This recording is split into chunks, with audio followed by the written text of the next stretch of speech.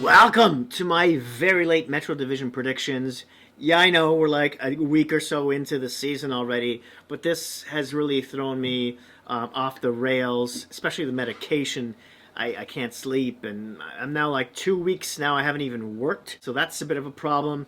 Speaking of which, that's a nice little segue for a crowdfunding site I finally got started called BuyMeACoffee. You can find the link in the description down below. I'd appreciate all your support. But hey, enough of the foreplay, right? Starting at number 8, the Columbus Blue Jackets. Surprise, surprise!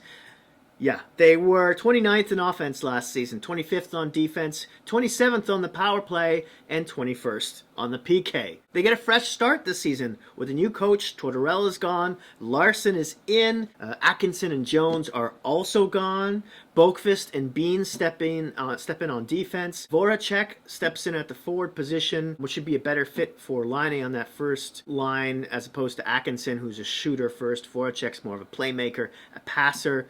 So hopefully they'll gel really well. And then can players like Texier and Bemstrom take a step this season? And are prospects Chinikov and Bernie ready for at least a few cups of coffee? That should be fun to watch if they do step in. And can we expect Korpisalo to be traded before the deadline? I would think so, because it looks like Merzlurkins is their man and Korpisalo is a UFA at the end of the season. Are they a playoff team? Yeah, I don't think so. Next. Number 7, the New Jersey Devils. Now last season they were 26th on offense, 27th on defense, 28th on the power play, and 31st on the PK. That wasn't the Blue Jackets numbers I just reread to you. That was New Jersey's. But that should all change, right? They've got a brand new first pairing on D with Hamilton and Graves, not to mention the emergence of Ty Smith. So that should really improve the special teams and the defense as a whole. Don't forget about the improvement of Hughes and Hershiser, which should move the needle forward this year as well. They got a solid backup for Blackwood and Bernier, who saw some of the most pucks in the league over the past few seasons. I know Blackwood should improve too, but there's an issue with the whole vaccination thing. We'll see how that works out.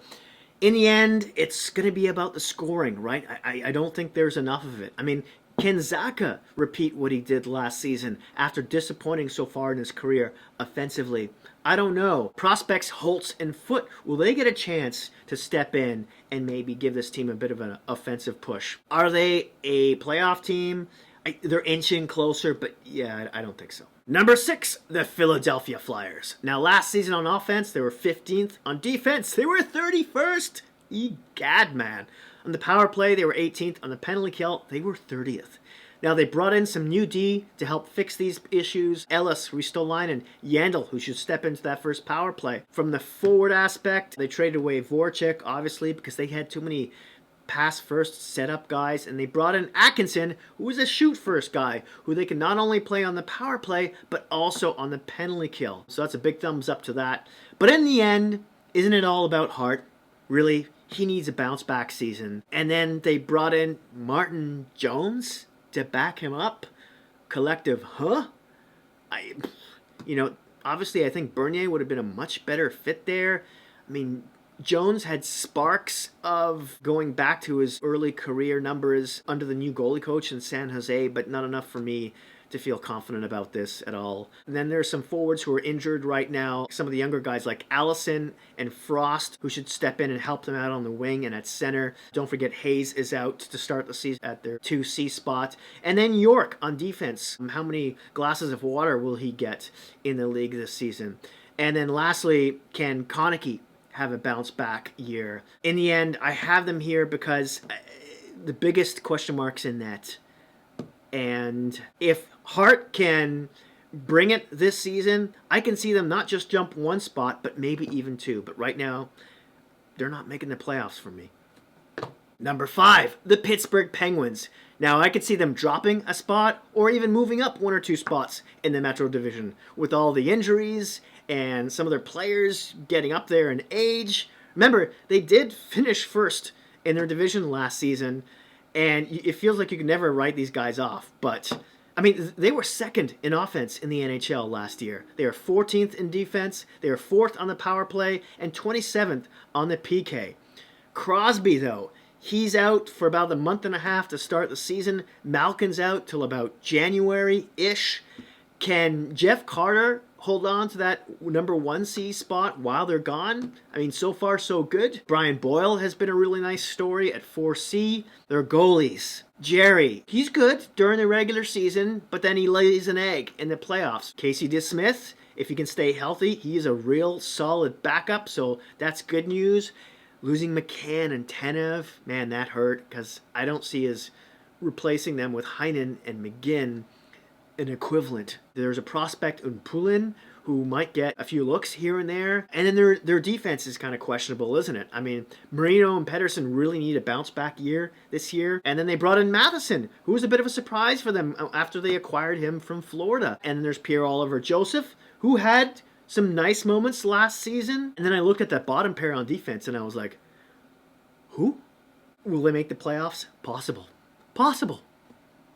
Now we're talking about playoff teams, starting at number 4 with the New York Rangers. Now, last season, they were 10th offensively in the NHL, 13th on defense, 14th on the power play, and 10th on the penalty kill. Then they went and fired everybody. The president, the GM, the coach.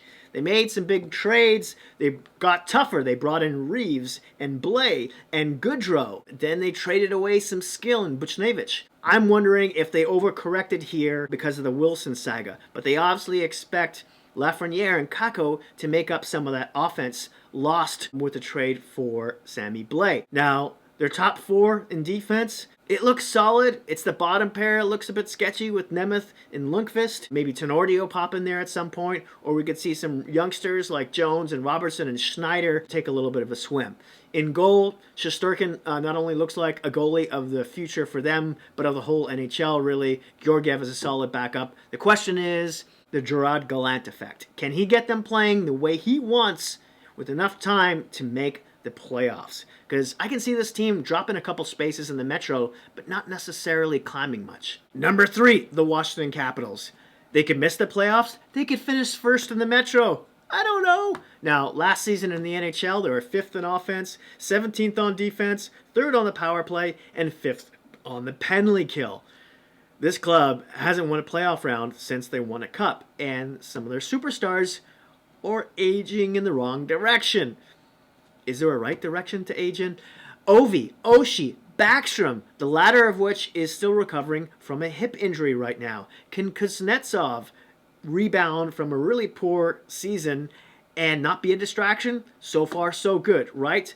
Can Sprong be even better this season? Because Mantha definitely needs to be. Then there's some youngsters like McMichael and Lapriere who are pushing to keep their spot in the lineup. There's a prospect in Fevre, a left shot defenseman. We'll see if he gets any time. The goalies, Samsonov and Vanacek, I have some confidence in them. Some. There's definitely question marks there, though. And then Chara and Dillon are gone. That's kind of a big bite, defensively speaking, for them. Yeah, I see them making the playoffs. No, I do. Really. Number 2, the Carolina Hurricanes. I feel like this team got worse. Why did I put them at number 2? Now, last year in the NHL, they were 11th on offense, they were 5th on defense, 2nd on the power play, and 3rd on the penalty kill. They had some playoff struggles, of course, and they changed a lot of things, but not for the better. They lost their assistant coach and power play leader. He went to the Leafs. They lost their best offensive defenseman in Hamilton. Both their goalies are gone. A couple of their depth forwards as well. But that's where their strength is. So that's okay, right, at forward, because they have 3 really solid top lines. And I haven't even mentioned Kotkaniemi yet. But then you look at defense and the additions of DeAngelo and Bear, especially DeAngelo. He's a stick of dynamite in the locker room. But if anyone could set him straight, it's probably Brind'Amour. The goaltending duo, Anderson and Ranta, they're sort of in decline right now, aren't they? And they're both injury prone. So far, Anderson has been good, knock on wood, but what happened with that Nedeljkovic trade? I mean, you know what Yzerman's favorite fabric is? It's fleece. Drumroll, number 1, the New York Islanders. Now, last season, on offense, they were 21st in the league. On defense, they were 2nd. On the power play, 20th. On the PK, 6th.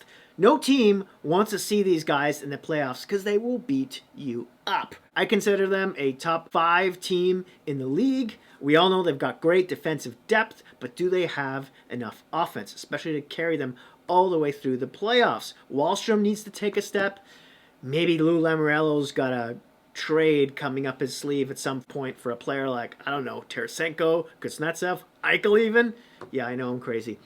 Now, they lose players like Eberle and Leddy, but they did add Chera on the back end, Parise for forward depth, Panic, but I think they sent him down to the minors. And they re-signed Cizikas and Palmieri, and they've got a healthy captain in Anders Lee this year, so that's huge. One of the questions is about Pajot. Is he healthy? Because I know he finished last season really banged up, and he's playing very limited minutes so far this year, but the goaltending looks to be really solid. Now to review, this is where I see all the teams finishing in the Metro 1st through 8th, but for those of you who have skipped to the end of the video, the Devils are unstoppable with Hamilton. Thank you so much for watching. Please don't forget to like, subscribe, and hit that notification bell, which will alert you when my next video will come out, which will be about the Pacific Division and my prediction for it. I know it's so incredibly late, but I'm going to have a couple of guest star YouTubers on, so please stay tuned. Thanks again. Please be kind to each other in this crazy world we're living in. Be careful in the dog park, and I'll see you soon.